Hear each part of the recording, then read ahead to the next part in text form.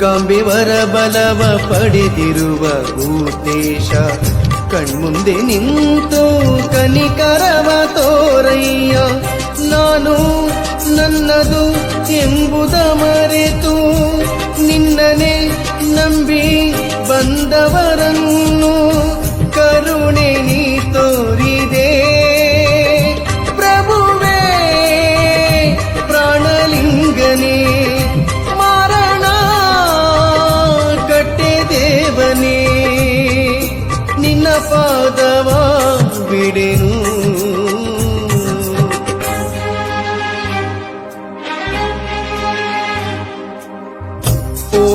ಹೋಗಲಾರೇನಯ್ಯ